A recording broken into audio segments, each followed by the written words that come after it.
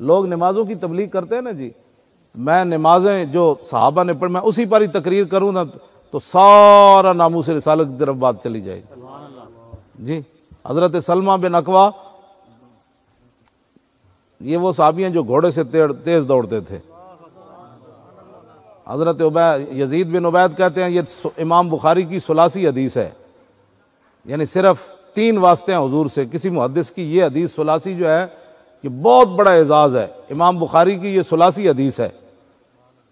یزید بن عبید کہتے ہیں کہ میں صحابی رسول کے ساتھ جب بھی سلمہ بن اکوا کے ساتھ نماز پڑھنے کے لیے جاتا تو وہ اس ستون کے ساتھ کھڑے ہو کر نماز پڑھتے جہاں قرآن مجید رکھا ہوا تھا۔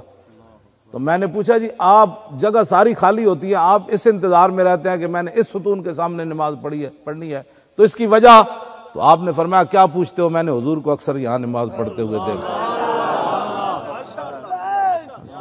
شوق تیرا اگر نہ ہو میری نماز کا امام، کہتے میں نے حضور کو یہاں پڑھتے ہوئے دیکھا۔ یہ بخاری کی ثلاثی حدیث ہے، یہ کبھی سنی آپ نے؟ یار حق حضور کی شانیں چھپائی گئی۔ اتبان بن مالک کی آنکھیں کمزور ہو گئیں، یہ بھی بخاری میں ہے۔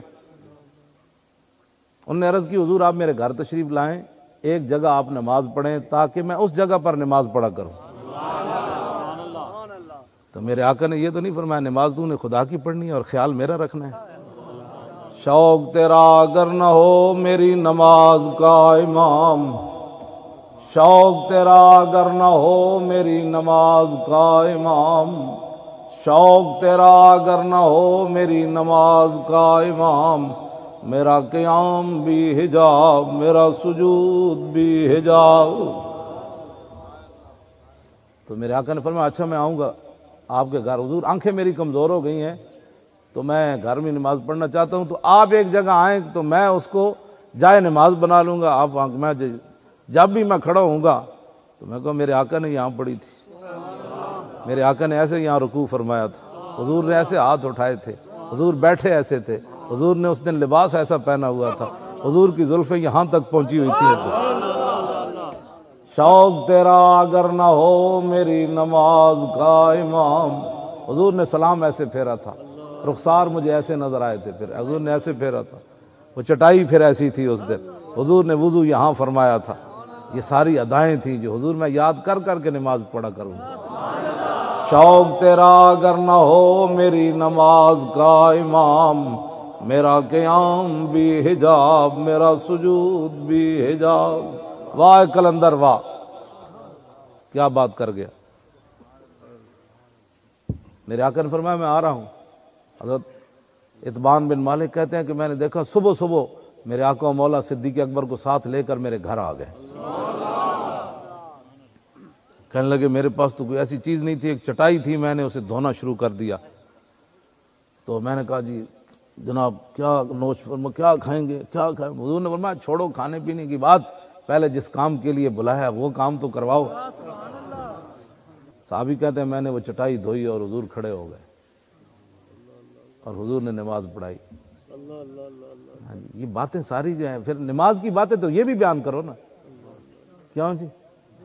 انس بن مالک کہتے ہیں آخری جو نماز حضور پڑھنے کے لیے ہم پڑھ رہے تھے، صدیق اکبر پڑھا رہے تھے، یہ بخاری کی حدیث ہے، کہتے ہیں حضور نے اپنے گھر مبارک کا پردہ ایسے کھڑکی سے ہٹایا تو کہتے ہیں جب رسول اللہ نے ہمیں دیکھا تو ہمیں ایسے جیسے قرآن سامنے آ گیا،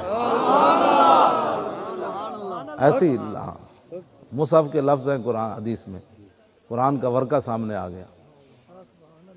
فرمایا قریب ففہمنا ان نفتتنا، فرمایا قریب تھا کہ ہم حضور کو دیکھنے کی برؤیت النبی، حضور کو جو ہمیں دیکھنے سے خوشی ہو رہی تھی نا، قریب تھا کہ ہم نماز کو توڑ دیتے